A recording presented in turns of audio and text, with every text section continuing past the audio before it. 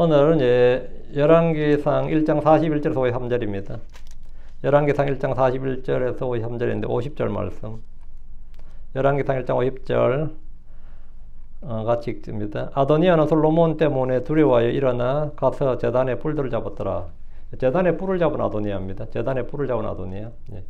여기 그래서 오늘 제단 불을 왜 잡았냐? 성경에 제단 불 잡은 사람이 1장에는 아도니아가 나오고 2장에는 요압이 나오죠.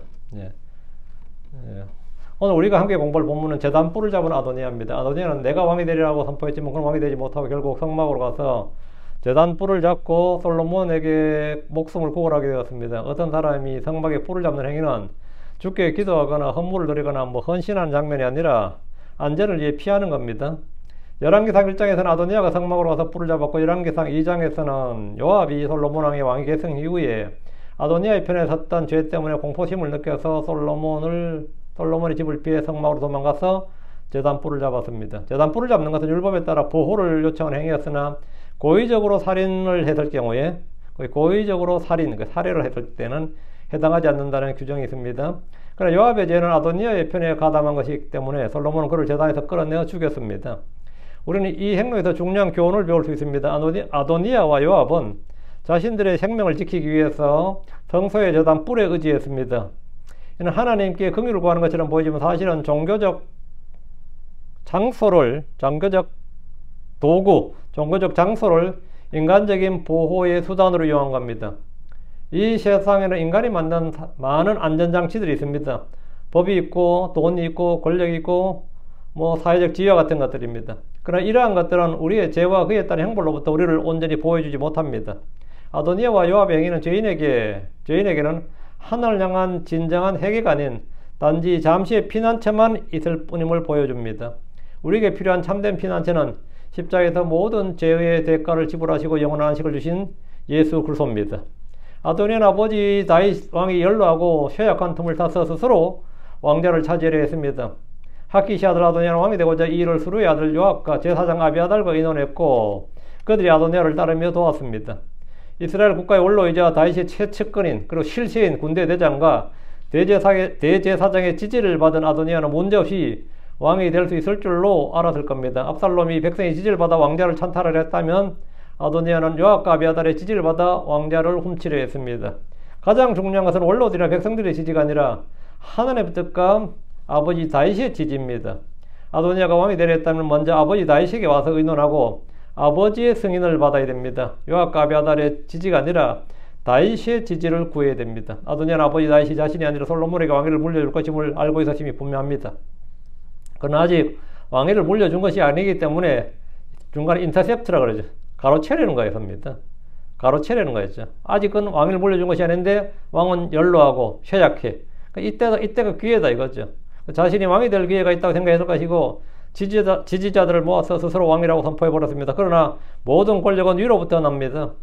로마 13장 1절에 모든 호는 더 높은 권력들에 복종할지니라. 이는 하나님으로부터 나지 않는 권력이 없으며 이미 있는 권력들도 하나님께 임명된 것이니라. 지금 모두 있는 권력이 하나님께 임명된 것이다. 아도니아는 강력한 두 사람의 지지를 받았고 이는 그의 계획에 성공할 것이라고 확신하게 만들었습니다. 하지만 하나님의 뜻이 아닌 인간적인 방법으로 얻으려는 모든 것은 결국 헛된 꿈으로 끝납니다. 어떤 사람의 길도 주님께서 인도하시지 않으면 아무것도 얻을 수 없습니다. 성도들 중에는 간혹 쿠데타로 왕이 된 사람들도 그 권력이 위로부터 난 것이냐, 그러니까 푸틴이나 시진핑이나 김정은이도 이재명이도 하나님으로부터 난 권력이냐 그러면 어떤 사람 난감하죠. 크리스천들에게 입장에서 난감하다고. 지금 세계의 여러 독재자들, 폭압적인 독재자들의 권력도 위로부터 난 것이냐, 이런 질문을 하는 분들이 많이 있지만 모든 권력은 위로부터 난 겁니다. 히틀러도 무솔리니도 스탈린도 마오쩌둥도 위로부터 난 권력 맞습니다. 주님이 악한 백성을 심판하는 방법 중에 하나가 악한 권력, 악한 지도자를 그들 위에 주는 겁니다. 그 악한 백성들을 심판하기 위해서 독일이 얼마나 유대인들에게 했는지 몰라요. 근데 그리고 또 그들이 얼마나 여러분이 마틴 루터 하면 대단히 훌륭한 사람 같죠. 종교개혁자들 입장에서는 그렇지. 근데 마틴 루터만큼 유대인들을 심하게 핍박한 사람이 없습니다. 히틀러의 스승이 루터라 그래요. 그런 사람이었습니다. 그 전에 어땠는지 알겠죠? 그들을 심판하기 위한 도구로 뭐였느냐? 그들을 심판할 도구로 하나님께 다 악한 권력과 권력자를 주는 겁니다. 주님이 악한 백성을 심판하는 방법입니다, 이게. 주님 유다의 이방인 헤롯을 왕으로 주셨고, 로마 총독 빌라도를 주셨습니다. 신정국가인 이스라엘의 이교도가 왕으로 온다니, 이게 뭔 소리냐?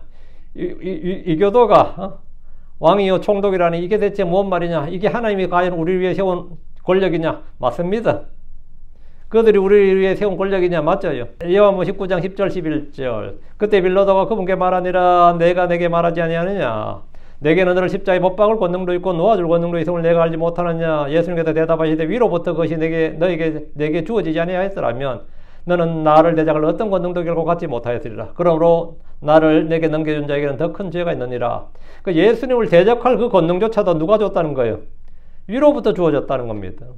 그 권능조차도. 그러니까 빌라도가 총독의 권한을 누가 줬느냐고. 물론 로마 황제가 줬죠. 그렇지만 하나님 위로부터 줬다는 거죠. 주님은 총독 빌라도의 권력, 권세가 위로부터 그에게 주어진 것임을 말씀해 주었습니다. 하나님으로부터 나지 않는 권력은 없습니다. 사울이 왕이 된 것이나 다윗이 왕이 된 것은 주의 뜻으로 말미암았듯이, 솔로몬이 왕이 된 것도 주님으로부터 난 겁니다. 솔로몬이 죽고 여로보암이 이스라엘 10지파의 왕이 된 것도 주님으로부터 난 권력입니다. 압살롬이나 아도니아가 왕이 되려 했지만 실패했던 것은 주께서 그것을 그들에게 주지 않으셨기 때문입니다. 솔로몬이 왕이 되었던 것은 주께서 그를 택하셨고 왕으로 만드셨기 때문이지, 그가 더 특출나 재능이나 인격이나 사람 됨됨이가 달라서가 아닙니다. 그래서 매우 중요한 신학적 진리입니다. 하나님께서 세상의 모든 권력을 주관하시며 심지어 우리가 보기에 불의하고 악해 보이는 권력까지도 그분의 주권 아래에 있습니다. 이러한 권력이 존재하고 잠시 번영하는 것은 하나님의 공의로운 심판이나 목적을 위한 것입니다. 이는 우리가 세상의 불의를 보면서도 낙심하지 않고 모든 것을 다스리시는 하나님을 신뢰해야 한다는 교훈을 줍니다. 우리를 향한 하나님의 선한 계획은 세상의 어떤 권력으로도 방해받을 수 없기 때문입니다. 잠언 16장 9절에 어떤 사람의 마음이 그의 길을 계획하느니라. 그러나 주께서는 그의 걸음들을 인도하시느니라. 누구나 그럴듯한 계획을 가지고 있지만 그 일의 성취는 주님께 있습니다. 사람에게 있지 않습니다. 사람들은 흔히 이럴 때 운이 작용한다고 말합니다. 운이 작용했다 그래요. 운이 작용했다. 그들은 하나님의 존재를 알지 못하기 때문입니다. 우리는 그것을 하나님 은혜, 하나님 섭리, 하나님 주권 이렇게 말하죠. 세상 사람은 그걸 운이라고 말합니다. 그리고 운은 자기들도 모르기 때문에 운이라고 말해요. 누가 했는지 무엇이 했는지 몰라서 그때는 말하죠. 천운이 따랐다 그래요. 천운이 따랐다. 천운을 때 천이 뭐예요? 하늘천이잖아요. 하늘천. 하늘이 도왔다. 하늘이 도운 게 아니라 하늘을 만드신 하나님이 도운 거지. 그들은 하나님의 존재를 알지 못하기 때문에 그냥 운 타령을 하는데, 운이 좋았다고 하는데, 성경은 그분이 누구신지, 누가 했는지 말해줍니다. 그것은 하나님입니다. 잠언 19장 21절, 사람의 마음속에 많은 계획이 있느니라. 그래도 불구하고 주의 좋은 그것만 서리라. 사람들은 저마다 자신의 길을 계획하고 다양한 생각을 품고 있지만 하나님께서 인도해 주시고 이루어 주시지 않으면 아무 소용이 없습니다. 옛 조상들도 이런 진리를 잘 알았습니다. 그래서 우리는 성경에 몇 번 나와요. 만일 주께서 뜻하시면, 또는 주께서 허락하시면, 만일 주께서 뜻하시면 야고보 4장 15절, 고린도전서 4장 19절 나오고, 주께서 허락하시면 고린도전서 6장 17절, 히브리서 6장 3절 나오는데, 고린도 6장 17절, 그러나 주께서 허락하시면 내가 얼마 동안 너희와 함께 먹을 것을 확신하노라. 히브리 6장 3절. 그리고 이것을 만약 하나님께서 허락하시면 우리가 하리라. 우리가 하리라가 아니라 중간에 뭐가 있어요. 하나님께서 허락하시면, 주께서 허락하시면, 이렇게 주께서 뜻하시면 우리도 우리의 삶을 돌아보면 이 사실을 잘 알 수 있습니다. 자기가 기대하는 인생, 계획하는 인생을 산다는 사람은 거의 없을 겁니다. 원하는 삶, 내가 원하는 삶과 내가 지금 살고 있는 삶이 같은 사람이 거의 없습니다. 다 커서 보면 내가 원했던, 내가 기대했던 삶의 절반도, 그 내가 기대했던 것의 절반이 뭐예요? 그 10분의 1도 못 살고 있는 사람이 수두룩합니다. 수두룩한 게 거의 대부분이 그렇죠. 이것은 내가 원했던 삶이 아니야. 이것은 내가 기대했던 삶이 아니었단 말이에요. 그렇죠. 그건 자기가 기대했던 대로, 계획했던 대로 잘 살 수 있으면 그럼 그 사람이 사람이 아닌 거죠. 원하는 삶과 지금 살고 있는 삶은 결코 같을 수가 없습니다. 예레미야 10장 2, 3절에 오 주여 내가 하노니 사람의 길이 사람 자신에게 있지 아니하나이다. 걷는 자의 걸음들을 인도하는 것이 그 사람 속에 있지 아니하나이다. 압살롬이나 아도니아만 자기들의 뜻과 계획을 이루지 못했던 것이 아닙니다. 다윗 역시 40년간 자신이 생각하고 기대했던 삶과는 완전히 동떨어진 삶을 살았습니다. 우리가 지금 가진 것은 모두 받은 것이고 주님이 주시지 않으면 아무것도 얻을 수 없습니다. 우리의 삶을 돌아보면 이 말씀의 진실을 깊이 깨닫게 됩니다. 우리는 수많은 계획을 세우고 미래를 꿈꾸지만 결국 우리의 발걸음을 인도하시는 분은 하나님이십니다. 아도니아의 실패는 우리에게 자신이 세운 계획을 내려놓고 하나님의 인도하심에 온전히 순종하는 삶이 얼마나 중요한지를 가르쳐 줍니다. 하나님의 뜻대로 사는 것이 때로는 우리의 기대를 뛰어넘는 가장 아름다운 것이 될 수 있습니다. 우리 인생의 운전대를 하나님께 맡길 때 참된 평안과 안식을 얻을 수 있습니다. 자, 이제 본문을 보겠습니다. 41절. 아도니아 인생만 실패한 거고 망한 인생이고 뭐 그런 게 아닙니다. 자, 41절. 그리고 아도니아와 그와 함께 있던 모든 손님들이 먹기를 마쳤을 때 그것을 들었더라. 그리고 요압이 나팔 소리를 들었을 때 그가 말하였더라. 어찌하여 도시가 떠들썩하여 이런 소음이 있느냐. 지금 아도니아는 지지자들과 함께 연회를 베풀며 이미 왕이 된 것처럼 행세했습니다. 그는 지금 왕궁에서 무슨 일이 일어나고 있는지는 몰랐습니다. 그들이 연회를 즐기는 동안 나단과 밧세바가 다윗을 찾아가 차기 왕은 솔로몬이란 왕명을 받아냈고 다윗은 제사장 사독과 예언자 나단 그리고 여호야다의 아들 브나야를 보내서 솔로몬에게 기름을 붓고 그를 왕으로 삼도록 했습니다. 아도니아와 함께 그 자리에 있던 사람들은 연회를 마쳤을 때 그 사실을 들었습니다. 솔로몬이 왕위 즉위식을 한 곳이 그들이 연회를 즐겼던 곳 근처인 기온에서 있었고 그곳에서 나팔 소리와 더불어 백성들의 큰 함성 소리, 큰 백성들이 외치는 함성이 들렸기 때문입니다. 그리고 요압이 나팔 소리를 들었을 때 요압 지금 웬 전쟁이 난 것도 아닌데 웬 나팔 소리? 이런 거죠. 명절도 아니고 웬 나팔 소리냐? 요압이 나팔 소리를 들었어. 이건 보통 일이 아닌 거죠. 직감적으로 아는 거죠. 요압이 나팔 소리를 들었을 때 요압은 근처에서 들리는 나팔 소리와 하나님께서 솔로몬 왕을 구원하소서라는 함성을 들었습니다. 새로운 왕이 즉위했기 때문에 백성들은 솔로몬을 따라 예루살렘으로 올라가며 큰 함성으로 외쳤습니다. 새로운 왕이 즉위했기 때문에 백성들은 솔로몬을 따라가면서 왕위 즉위식을 축하하는 거였습니다. 축하했어요. 그는 아직까지 어째야 도시가 떠들썩하여 이런 소음이 있는가 이러면서 아직까지 정확한 내막을 알지 못했고 뭔가 이게 무슨 소리인지도 알지 못했지만 뭔가 찜찜한 건 사실이죠. 연로하고 쇠약한 다윗이 정신을 차리고 이런 명령을 내릴 줄은 상상도 못했을 것이고 혹시 왕이 죽었나? 이런 생각을 했을 수 있겠어요. 왕이 죽었나? 응? 왕이 워낙 연로하고 쇠약하니까 나팔 소리 났고 시끄러우니까 이렇게 빨리 솔로몬이 왕자의 기습적으로 말이죠. 전격적으로 이렇게 오늘 자기들이 지금 연애하고 있는데 이 시간에 솔로몬이 왕자에 앉을 줄은 전혀 생각지 못했습니다. 요압은 평생토록 전장을 누린 백전노장의 용사입니다. 경험이 풍부한 사람이고 노련한 정치가 있어. 그냥 단순한 군인이 아닙니다. 이 사람은 정치군인이에요. 그냥 뭐 무고를 기진 그냥 야전에서 잔뼈가 굵은 그냥 돌쇠형 그냥 그런 군인이 아니라 이 사람은 노련한 정치가입니다. 나름 정적들을 다 제거해버리고 다윗도 자기를 함부로 하지 못할 만큼 그런 막강한 권력을 손아귀에 잡고 있던 왕도 자기 마음대로 세우고 할 수 있는 그런 사람이었다고요. 그러니까 노련한 정치가였지만 지금의 상황을 전혀 예상하지 못했던 것은 분명합니다. 잠언 21장 1절에 왕의 마음이 주의 손안에 있나니 물 있는 강들과 같도다. 그분께서 그것을 어디로든지 그분이 뜻하시는 곳으로 돌리시느니라. 하나님은 다윗의 마음을 일찍이 솔로몬에게 돌리셨고 백성들 역시 다윗의 결정을 지지하고 솔로몬을 따랐습니다. 42절. 그리고 그가 아직 말하고 있을 때 요압이 아직 이 말을 하고 있을 때 말이죠. 보라 제사장 아비아달의 아들 요나단이 왔더라. 이에 아도니아가 그에게 말하였더라. 들어오라. 이는 내가 용사여 좋은 소식을 가져오는 자이기 때문이라. 그 아도니아는 막 요나단이 오니까 어떻게 생각한 거예요? 좋은 소식을 가져온다고 생각합니다. 그러니까 지금 이게 나팔 소리가 나고 시끄러운 것을 다윗이 거의 죽었다고 생각한 거예요. 이제 드디어 아도니아가 그럼 왕이 되는 거지. 그걸 좋은 소식으로 생각한 거죠. 요압이 아직 말하고 있을 때 제사장 아비아달의 아들 요나단이 왔습니다. 요나단은 다윗이 압살롬을 피해 도망갈 때 예루살렘의 소식을 다윗 왕에게 전달해 주던 한번 첩보원이었죠. 전달자였다고, 헤럴드였다고. 그는 제사장이자 아버지는 아비아달의 명령을 받고 움직이는 예루살렘의 첩보원이었습니다. 전에 압살롬의 사정을 살펴서 다윗에게 전달했듯이 이번에는 왕국의 사정을 살펴서 정보를 취합해서 아도니아에게 달려왔습니다. 아도니아는 요나단이 오는 걸 보고 들어오라 이는 내가 용사요 좋은 소식을 가져오는 자이기 때문이라. 드디어 좋은 소식을 가져왔냐 이거죠. 드디어 좋은 소식을 가져왔냐. 이를 통해 볼 때 아도니아는 요나단을 왕궁의 사정을 살피면서 전달해주는 정보원으로 삼았던 것을 볼 수 있습니다. 그는 아도니아의 첩보원 역할을 했던 것으로 보이는데 요나단은 왕궁에서 벌어진 일들을 모두 알고 모든 사정을 정확하게 보고했습니다. 아도니아는 요나단이 좋은 소식을 가져오는 자라고 말했는데 그는 아마도 다윗왕이 의식불명 상태가 되었거나 곧 죽는다거나 아니면 지금 죽었다는 소식을 듣고 싶었을 겁니다.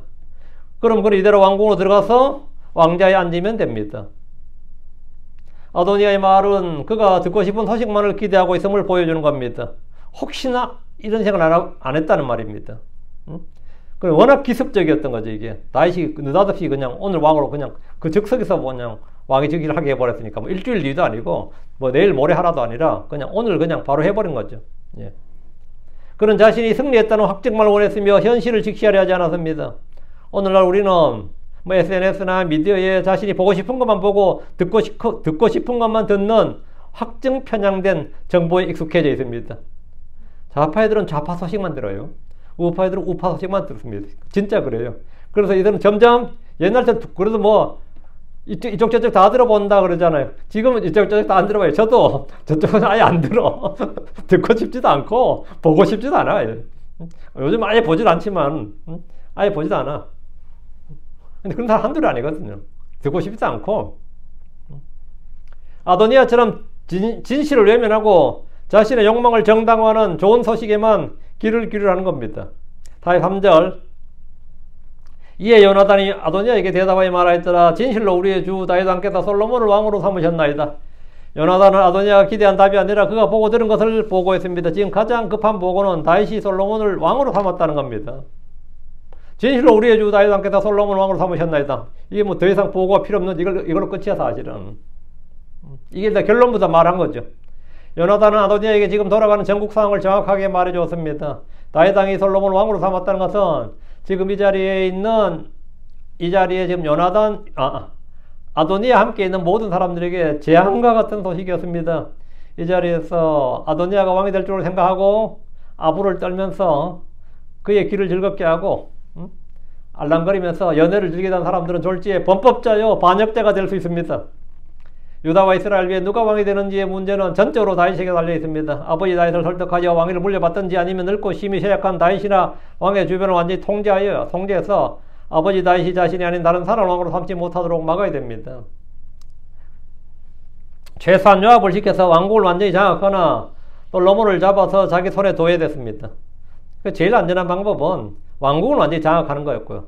다음 방법은 솔로몬을 최소한 인질로 잡아서야 돼요. 최소한 가택연금이라 시켜놔서야 된다고. 그래서 이 어명을 막아야지. 제일 중요한 건 어명을 차단해야지.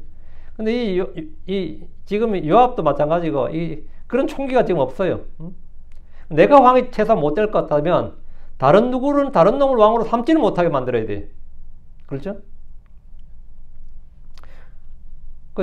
그러니까 이 유다와 이스라엘 위에 누가 왕이 되는지 누가 왕이 될 것인가 문제는 자기의 의지에 있는 게 아닙니다. 다윗의 의지에 있는 것이지. 다윗의 의지에 있다. 그럼 다윗에게 달려있다면 아버지 다윗을 설득해서 왕위를 물려받든지 아니면 늙고 힘이 쇠약한 다윗이나 왕의 주변을 완전히 통제해서 아버지 다윗이 자신이 아닌 다른 사람 왕으로 삼지 못하도록 막아야 됩니다.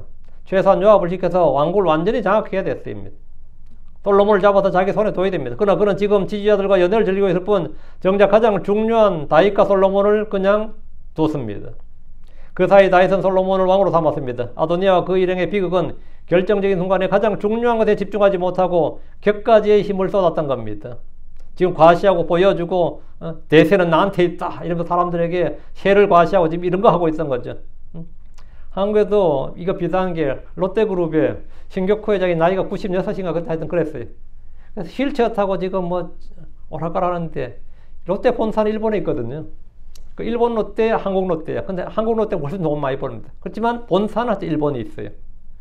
근데 일본에는 형이 있고 한국엔 동생이 있어요. 그 아버지가 죽으면 누가 롯데그룹 후계자가 될 것인가? 이게 문제가 터진 거죠.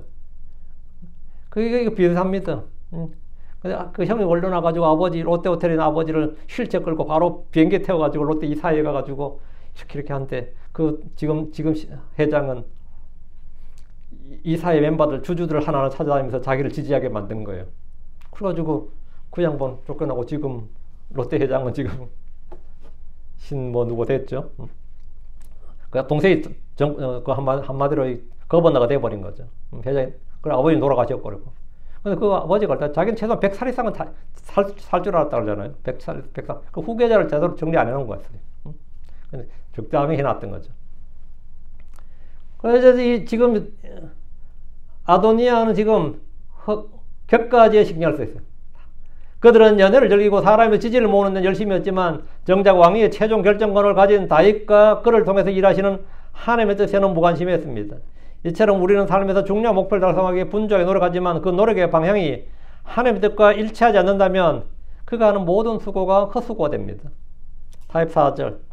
그리고 왕께서 그와 함께 제사장 사독과 예언자 나단과 여호야다의 아들 브나야와 그레 족속과 블레 족속을 보내셨나이다. 이에 그들이 그를 왕의 노새 위에 태웠나이다. 지금 이 보고를 하는데 이제 솔로몬이 왕이 됐다는 걸 이미 보고를 했고요. 어떤 식으로 왕이 되었느냐 이제 과정을 설명하는 겁니다. 이거 왕궁의 사정을 지금 정통하고 있는 거죠. 이건 자신이 왕궁에서 첩보원 역할을 한 거죠. 요나단 다윗 왕이 한 일을 정확하게 보고했습니다. 다윗 왕이 솔로몬과 함께 제사장 사독과 예언자 나단과 여호야다 아들 브나야와 그레 족속과 블레 족속을 보냈다는 사실을 전했습니다. 이것만으로도 그들은 다윗이 솔로몬을 왕으로 삼았다는 사실을 인정하지 않을 수가 없습니다. 브나야와 그레 족속과 블레 족속을 보냈다는 것은 왕의 근위대, 왕의 경호부대를 직접 보냈다는 말입니다. 호위대를 보냈다는 말이에요. 요압이 작정하고 브나야와 왕의 직속부대인 그레 족속과 블레 족속을 치지 않는 이상 이 일을 막을 수가 없습니다. 요압이 군대를 동원하면 반란이 되는 거고요. 요압이 자기 부대를 동원하면 반란이 되고 내전이 발발하게 됩니다. 사독과 여호야다 그리고 브나야와 왕의 부대가 솔로몬을 호위하고 있습니다. 그러니까 솔로몬을 지금 잡아올 수도 없는 거죠. 이에 그들이 그를 왕의 노새 위에 태웠나이다. 이것은 백성들에게 새로운 왕이 누구인지를 보여주고 선포한 일입니다. 왕의 노새를 탔다는 말은 왕의 의복을 입는 것, 왕의 간을 쓰는 것과 똑같이 그가 왕이라는 사실을 보여주는 겁니다. 45절. 그리고 제사장 사독과 예언자 나단이 그에게 기온에서 기름을 부어 왕으로 삼았고 그들이 거기서 기뻐하며 올라왔으므로 도시가 다시 울려 퍼졌나이다. 이것이 당신들이 들었던 그 소리니이다. 지금 당신들이 들었던 소리가 뭐냐 이거다 이거요. 솔로몬을 왕으로 삼았고 그들이 거기서 기뻐하며 올라왔어. 도시가 울려 퍼졌다. God save the king, God save the king 이거 막 외치면서 왔단 말이죠. 요나단은 모든 상황을 직접 보고 들은 첩보님이 틀림없습니다. 그는 왕궁에서 다윗이 한 말을 직접 들은 것처럼 직접 합복으로 전했습니다. 그리고 제사장 사독과 예언자 나단이 그에게 기온에서 기름을 부어 왕으로 삼았나이다. 이 말은 요나단이 직접 보지 않고는 말할 수 없는 내용입니다. 그래서 그는 지금 나는 소리가 무엇인지 정확히 말할 수 있었습니다. 그들이 거기서 기뻐하며 올라왔으므로 도시가 다시 울려 퍼졌나이다. 요나단은 요압이 궁금해했던 소란스러운 소리의 실체를 말해주었습니다. 솔로몬이 왕으로 기름 부음을 받았고 이에 백성들이 기뻐하며 예루살렘으로 올라오면서 도시가 울려 퍼졌다. 왕의 마음도 솔로몬에 있지만 민심도 솔로몬에 있다 이 말입니다. 다윗 왕의 마음도 솔로몬이지만 지금 민심도 솔로몬이고 지금 여기 있는 사람은 당신들밖에 없다 이거예요. 그 자리에 모인 아도니아의 지지자들은 지금 상황에서 뭘 어찌해 볼 도리가 없었습니다. 반역이든 혁명이든 찬탈이든 뭔가를 하려면 솔로몬이 왕에 오르기 전에 했어야 됩니다. 그러나 지금은 그가 이미 왕위를 받았고 왕제에 오른 상태입니다. 아도니아나 요압이나 아비아달은 망연자실에 설 겁니다. 하나님 뜻이 이루어질 때 그 결과는 혼란이 아닌 기쁨과 평화입니다. 아도니아의 잔치는 불안과 음모로 가득했지만 솔로몬의 즉위는 백성들의 기쁨과 환호 속에 이루어졌습니다. 이는 하나님께서 세우시는 나라와 의와 공의 위에 세워지며 하나님께서 세우시는 왕국은 의와 공의 위에 세워지며 진정 기쁨을 가져오는 겁니다. 46절. 그리고 또한 솔로몬이 왕국의 왕대에 앉아있나이다.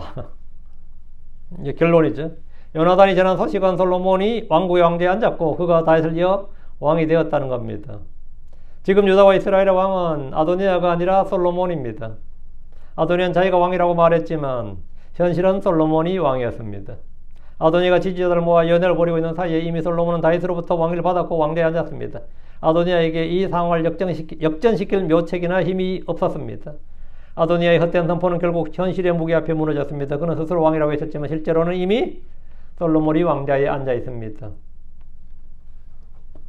이는 인간의 야망이 아무리 거창해도 하나님의 주권 앞에서는 아무런 의미가 없다는 사실을 깨닫게 해줍니다. 우리가 자기 자신을 높일 때 이미 더 높은 권세를 가지신 분이 계심을 기억해야 됩니다.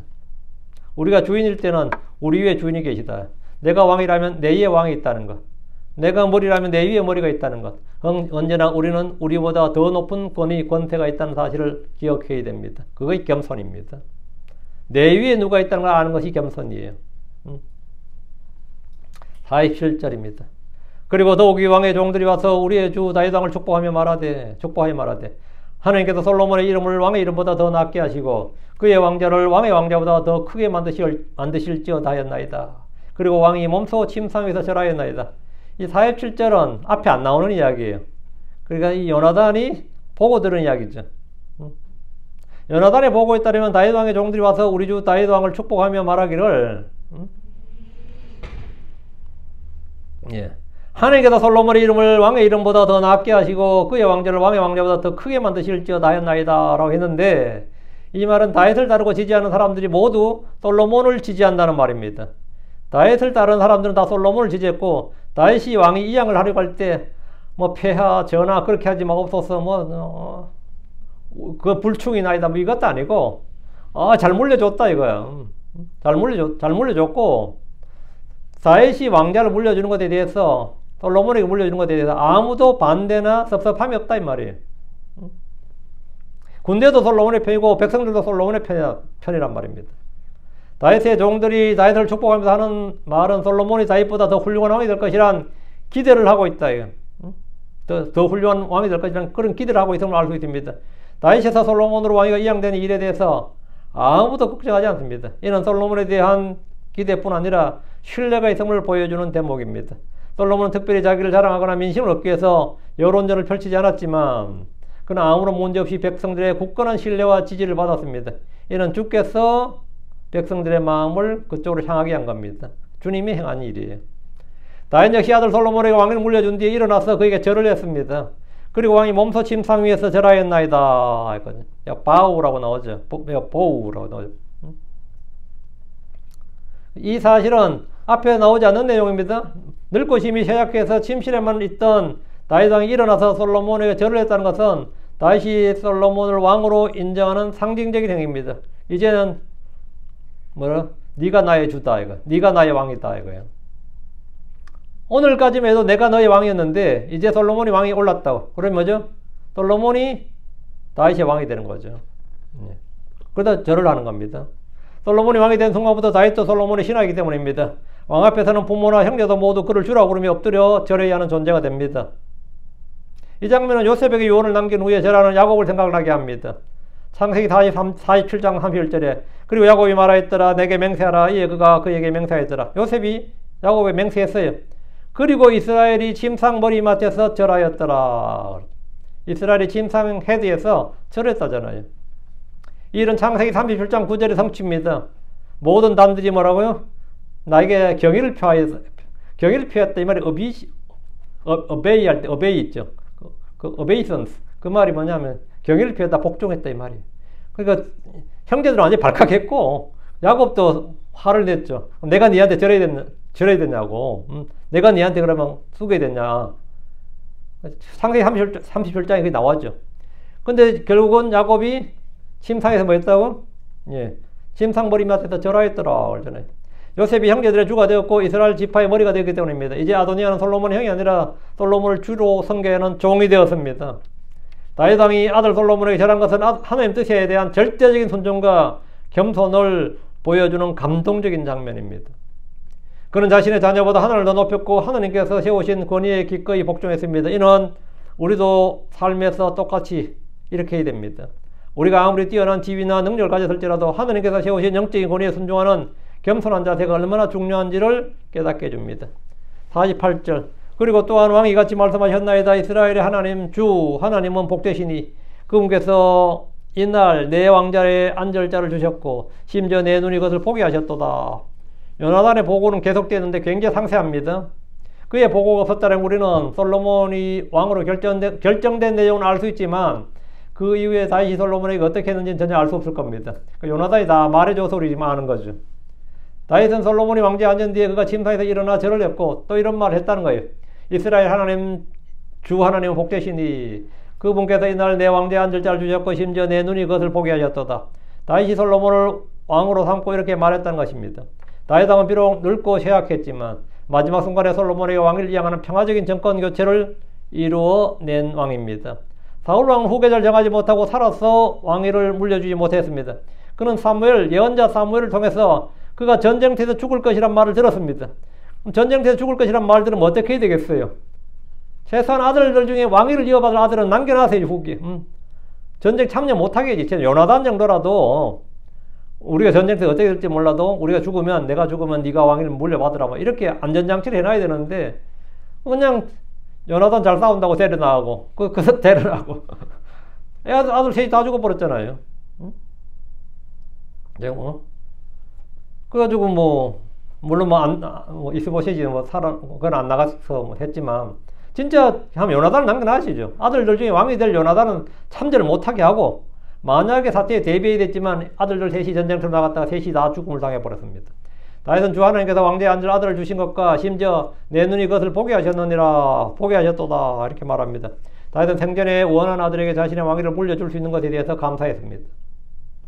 대부분의 왕조국가에서는 왕이 죽은 후에 다음 왕이 왕좌에 오르지만 다윗은 생전에 왕이 된 아들을 본 겁니다. 49절입니다. 이에 아도니아와 함께 있던 모든 손님들이 두려워하여 일어나 각 사람이 자기 길로 갔더라. 솔로몬이 왕이 되었다는 요나단의 보고에 아도니아뿐 아니라 그와 함께 있던 모든 손님들이 두려워했고 그 자리에서 일어나 자기 길로 갔습니다. 우리가 어떻게 하기를 원하나이까 의논을 해봅시다. 뭐 대책을 해봅시다. 이것도 아니에요. 다 도망가 버렸다고.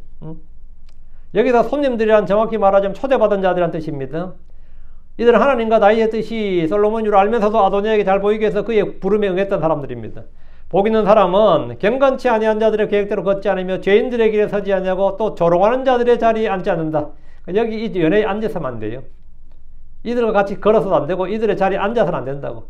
그들은 주를 두려워하지 않았고 아도니아의 반역에 동참했다가 솔로몬이 왕이 되었다는 사실에 급히 자기 살 길을 찾아 도망치기 시작했습니다. 이 자리에 있던 다윗의 아들들은 전에 압살롬의 초대에 응했다가 그 자리에서 암논이 죽는 것을 보고 도망쳤던 경험이 있습니다. 암논 때 한번 도망쳤고 이번엔 다시 솔로몬 때문에 한번 다시 도망치는 참 굴욕의 왕자들이죠. 굴욕의 왕자들이죠. 그들은 솔로몬이 왕이 되었다는 소식에 함께 대책을 논의하거나 결의된 뜻을 보여주지 못하고 전부 다 도망쳐버렸습니다. 우리는 어쨌든 뭐 당신을 지지하나이다 하든가 뭐 어떻게 하는 게 아니고 다 도망쳐버렸다고. 이 장면은 인간적인 관계와 야망이 얼마나 허무한지를 보여줍니다. 하나님의 뜻에 의해 모임이 아니고 하나님 이름으로 우리 주 예수의 이름으로 진리로 사랑으로 뭐 이렇게 결의가 돼서 모인 모임이 아니고 이익을 따라 모인 인간적인 관계와 야망으로 모였던 이익을 따라 모였단 말이죠. 이익을 따라 모인 사람들은 이익이 깨지는 순간 다 흩어지는 거죠. 이익이 깨지는 순간 다 흩어지는 겁니다. 아도니아를 따르던 사람들은 그가 왕이 될 것이라는 이익 때문에 모였을 뿐이지 진정한 충성심이나 어떤 진리 안에서 의기투합이나 이런 건 없다. 크리스천들은 서로 이익을 위해서 교회에 모이는 게 아니라고. 진리 안에서 성령 안에서 믿음으로 예수의 이름으로 하나가 돼서 모이는 거지. 근데 이렇게 모이지 않으면 그걸 위해서 모인 사람이 아니면 교회에 요만한 일이 터져도 교회 떠나요. 그 사람 교회에 왜 왔느냐? 이익을 위해 왔던 사람은 내가 몇 번 나와보니까 이 교회가 나한테 이익이 별로 안 돼. 이익이 될 것 같지도 않아. 여기서 장사 안 될 것 같아. 그럼 나가는 거예요. 뭐 얻어먹을 게 없네. 여기 뜯어먹을 고기도 없네. 그럼 나가는 거지. 그 사람들은 희생을 하기 위해서 주님께 영광을 돌리거나 진리를 듣기 위해서 하나님의 말씀을 공부하기 위해서 온 사람들이 아닙니다. 그런 사람들은 이 말씀 진리에 견딜 수가 없습니다. 그러나 있을 수 없어요. 얼마 전에 우리 교회에서 봤잖아요. 어쩌다 한 번 온 사람이 그래 장사를 하고 있어 교회 와가지고 진짜 확 나가기 싫이 오자마자. 우리가 어떤 모임이나 공동체에 속하더라도 그 목적이 하나님의 뜻이 아니라면 그것이 진리가 바탕이 된 것이 아니라면 하나님의 사랑, 하나님의 은혜에 감동된 것이 아니라면 말이죠. 결국은 다 흩어집니다. 흩어져요. 참된 관계와 연합은 오직 진리 위에 세워져야 됩니다. 예. 우리는 사랑 안에서 진리를 말하고 예수 그리스도의 이름으로 성령이 하나된 띠로 하나 되게 하는 띠로 매여야 됩니다. 그렇지 않으면 아도니아의 잔치에 참여했던 자들과 똑같습니다. 그들은 뭔가 있을 때는 그렇게 희낙낙하고 좋아서 그냥 즐기고 모이고 부어라 마시라 할 수 있는데, 예, 뭐 솔로몬이 왕이 되었다는 말에 그들은 다 도망쳐버리잖아요. 50절입니다. 그리고 아도니아가 솔로몬으로 인해 두려워 일어나 가서 제단에 뿔들을 붙들었더라. 아도니아는 반역의 우두머리입니다. 그럼 왕이 되려고 일어났던 왕의 아들이지만 솔로몬을 두려워했습니다. 솔로몬은 한참 동생인데, 그죠? 그는 살기 위해 가서 제단에 뿔들을 붙들었습니다. 제단 뿔은 곧 번제단의 네 모퉁이에 튀어나온 돌기 부분입니다. 희생제물을 드릴 때 짐승을 묻기도 하고 피를 바르기도 합니다. 제단은 거룩하고 제단의 뿔 역시 거룩하게 이곳으로 도망쳐서 이것을 붙들고 있으면 일종의 사형수라 하더라도 일단 피신으로 인정되었습니다. 어느 나라나 제단은 신성한 곳으로 여겨져서 뭐 경찰이나 군대가 잘 들어오지 않습니다. 한국에도 옛날에 시위대들이 도망칠 때 명동성당으로 잘 도망갔어요. 그리고 어떤 때는 조계사로 도망가기도 하고 그랬습니다. 서울 시내에 있으니까. 그러면 경찰들도 그렇게 옛날 군부 독재 정권의 경찰들이 하더라도 교회 안으로 안 들어갔어요. 예, 교회 시설, 종교 시설은 약간의 그걸 부여해줬다고. 내가 우리가 신장 국가도 아니고, 솔직히 한국이 기독교 국가도 아니지만, 그래도 그 정도는 뭡니까? 예의상. 그 성당 안으로 들어갔다 그러면, 성당 밖에서 그냥 기다려줬어요. 그럼 그 사람들 그 안에서 농성도 하고, 한 달도 두 달도 버텼다고. 일종의 소도 역할을 했다고. 소도가 혹시 들어보셨어요? 도피성인데, 사만시대 때부터 있었던, 그 제단이 있는 곳이 소도라 그래, 소도. 그럼 그건 사형수가 들어가도 되는데, 이스라엘의 소도 같은 역할을 한 게 뭐냐면, 이 성전이죠, 당연히. 신성한 구역을 따로 정해뒀다, 이 말입니다. 성경은 사람을 사고나 실수로 죽였을 경우에 아예 법적으로 이틀 하나 만들었죠. 그게 도피성입니다. 그 동서로 3개, 6개를 만들었잖아요. 그래서 도피성이 있었는데, 성소의 제단은 공권력을 투입하기 어려운 장소여서 출애굽 시대 이후부터 성소의 제단은 실수로 사람을 죽인 범죄자의 피난처로 인정되었습니다. 성소의 제단은 도피성과 아울러 범죄자가 하나님의 보호와 긍휼을 호소하고 바라는 피난처였습니다. 아도니아는 솔로몬이 왕이 되었다는 소식에 자신이 반역죄로 죽게 될 것을 알았는지 얼른 성소로 가서 제단에 뿔을 잡았습니다. 일단 목숨은 건져야 될 거 아니에요. 후위를 도모하든 말든 간에 일단 목숨은 건져야 되니까. 당시 성소는 예루살렘에 다윗이 언약궤를 두기 위해 만든 겁니다. 그럼 일단 살고 보자는 생각뿐이었습니다. 하나님께 은혜를 구하고 하나님께 긍휼을 구하고 기도하고 그게 아니라 일단 뿌리라 붙잡고 살고 보자는 겁니다. 신앙도 없었고 하나님께 긍휼을 구한 것도 아니고 진짜 그랬으면 회개하고 하나님께 긍휼을 구하고 하나님 살려주셔야 되는데 그냥 뿔을 잡고 있었던 거죠. 그의 이런 행동은 자신의 죄가 반역이라는 사실을, 사형에 해당된다는 사실을 자기 스스로도 알고 있었다 이 말입니다. 자기 행위가 자기의 마음을 증언하고 있는 거죠. 사실 입 딱 닫고 우린 사실 반역 아니었다.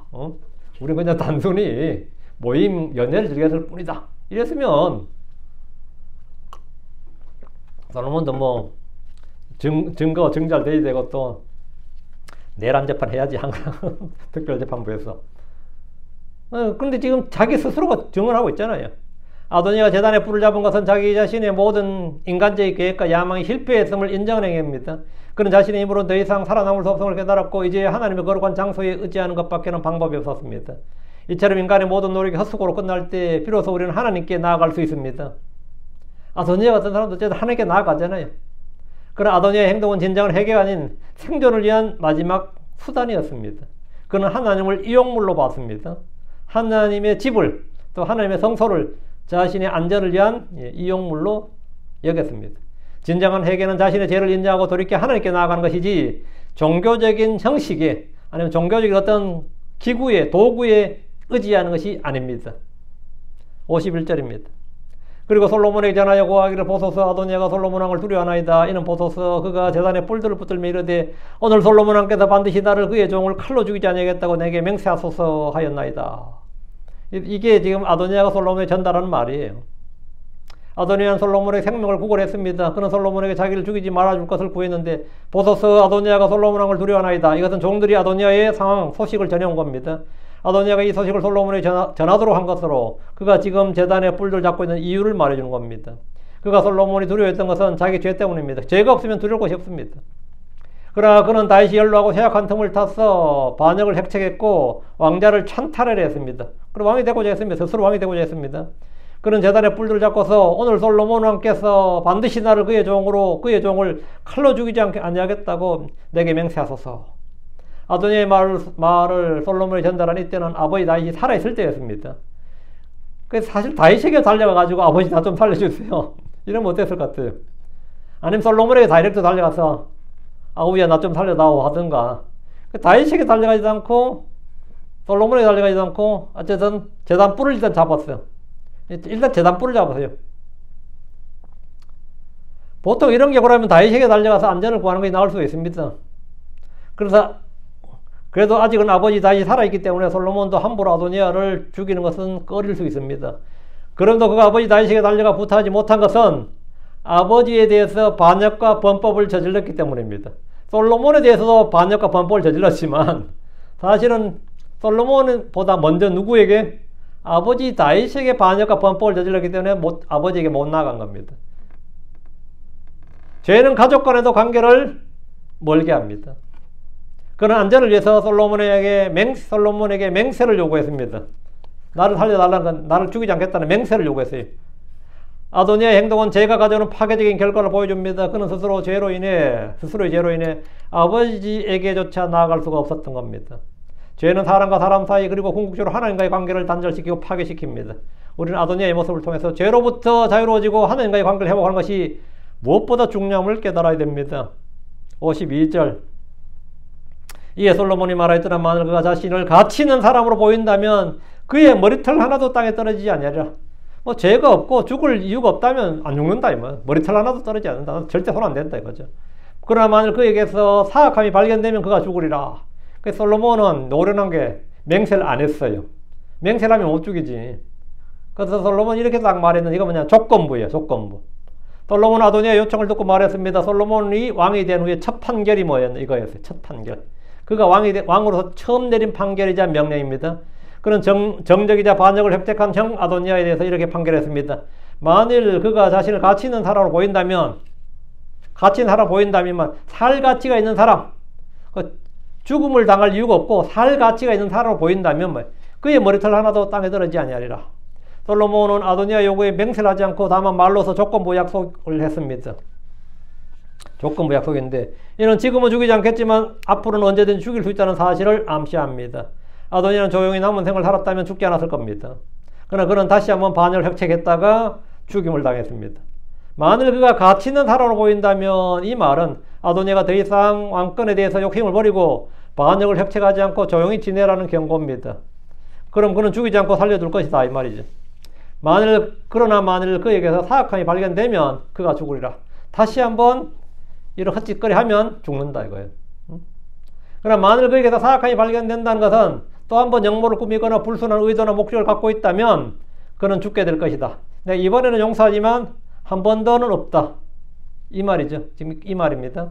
솔로몬은 지금까지 아도니아의 행위는 불문에 붙이고 지금까지 한 행위는 불문에 붙이고 지금부터 이후로 행동에 대해서는 용서가 없다. 긍휼이 없다. 이 말이에요. 지금까지는 불문에 붙인다. 그러나 지금부터 이후로는 죽는다 이거죠. 그의 행동에 따라 판단하겠다는 겁니다. 솔로몬 이후로 그가 다시 반역을 할 수 있다는 의심을 하고 있음을 보여주면서 경고를 하는 겁니다. 이거 버릇 못 고친다 이거예요. 이놈 또 한다. 아도니아는 또 반역 일으킨다 이거예요. 그러나 만일 그에게 사악함이 발견되면 이 말은 앞으로는 조용히 살라는 엄중한 경고다. 엄중한 경고예요. 솔로몬의 첫 판결은 그분의 통치가 은혜와 공의에 세워질 것임을 보여줍니다. 아도니아는 반역죄를 지었으므로 마땅히 죽어야 했지만 솔로몬은 그에게 자비를 베풀었습니다. 이는 우리가 마땅히 받아야 할 형벌로부터 구원받는 것과 같습니다. 그러나 이 은혜는 조건이 있습니다. 다시 죄를 짓지 않고 올바른 길을 걸으라는 겁니다. 하나님의 은혜는 방종을 허락하지 않습니다. 53절입니다. 그리하여 솔로몬 왕이 보내었더니 그들이 그를 제단에서 데려왔더라. 그리고 그가 와서 솔로몬 왕에게 절하며 솔로몬이 그에게 말하였더라. 내 집으로 가라. 솔로몬은 구구절절히 이거 없이 그냥 간단하게 내 집으로 가라. 솔로몬이 아도니아에게 자신의 판결을 보냈습니다. 아도니아는 자기를 죽이지 않겠다는 명태를 받아내지 못했지만 일단 지금은 죽음을 면한 겁니다. 성공한 거죠. 절반의 성공이죠. 그들이 그를 제단에서 데리고 내려왔더라. 솔로몬의 종들이 아도니아 왕에게 데려왔습니다. 그가 와서 솔로몬 왕에게 절했습니다. 솔로몬이 그에게 다른 말 하지 않고 내 집으로 가라 했는데 솔로몬의 이러한 명령은 관용과 긍휼과 은혜를 보여준 겁니다. 내 집으로 가라는 것은 죽이진 않겠지만 앞으로는 그의 행위에 따라 언제든지 죽일 수 있다는 경고도 함께 보여준 겁니다. 내 집으로 가라. 솔로몬의 이 명령은 표면적으로는 단순한 지시지만 그 안에 깊은 의미가 담겨 있습니다. 이것은 아도니아의 야망의 종집을 찍고 그에게 겸손하고 조용히 살라는 경고이자 동시에 새로운 삶을 살라는 삶의 기회를 준 겁니다. 새로운 삶의 기회를 준 거예요. 만약 그가 이 경고를 받아들이면 그의 생명은 보존되었을 겁니다. 그러나 그는 결국 다시 한번 왕위를 탐내다가 죽임을 당했습니다. 이처럼 하나님께서 우리가 죄에서 돌이켜 겸손하게 살기를 원하시지만 그 은혜의 기회를 저버린 자는 결국 심판을 받게 됩니다. 그래서 성령을 따라 행하라. 육신대로 살면 죽을 것이나 육신을 따라 살면 죽을 것이다. 성령을 따라 행하라. 성령을 따라. 성령으로 몸의 행실을 죽이라. 이게 전부 다 주님께서 우리에게 주신 말씀입니다. 구원받았다고 은혜 받고 구원받았다 믿음으로 했다 해서 뭐 그냥 죄를 지을 수 있는 허가증을 준 게 아닙니다. 그건 전혀 아니에요. 성경에서 분명히 말합니다. 그러나 이는 너희가 만일 육신을 따라 살면 죽을 것이나 성령을 통해 몸의 행실을 죽이면 살 것이기 때문이다. 육신을 따라 살면 죽을 것이나 이 말이 뭐냐면 육체로 병들거나 죽는다 이 말입니다. 약해지고 죽는다 이거예요. 예. 하나님께서 우리에게 기회를 주셨는데 우리가 기회를 헛되이 은혜를 헛되이 낭비하지 않도록 그 은혜를 헛되이 욕되게 하거나 은혜를 모독하지 않도록 주의 이름을 모독하지 않도록 더욱더 주의해야 됩니다. 우리는 아도니아가 되지 않아야 됩니다. 아도니아가 되지 않아야 됩니다. 기도합시다. 기도합시다.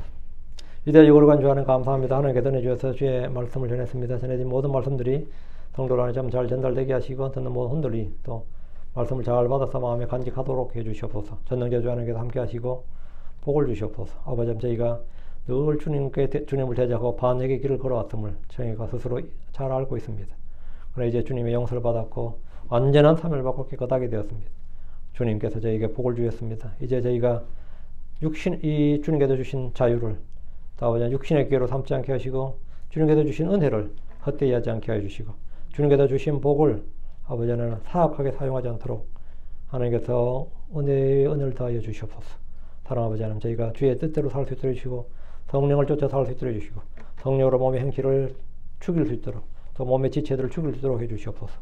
그래서 저희가 육신의 남은 때를 주의 뜻대로 선하고 경건하고 의롭게 살 수 있도록 해주시고 아버지는 선한 열매, 의의 열매를 풍성히 맺도록 해주시기를 간구합니다. 전능자 주 하나님 도와주십시오. 감사드립니다. 주의 성기도합니다. 아멘. 아멘.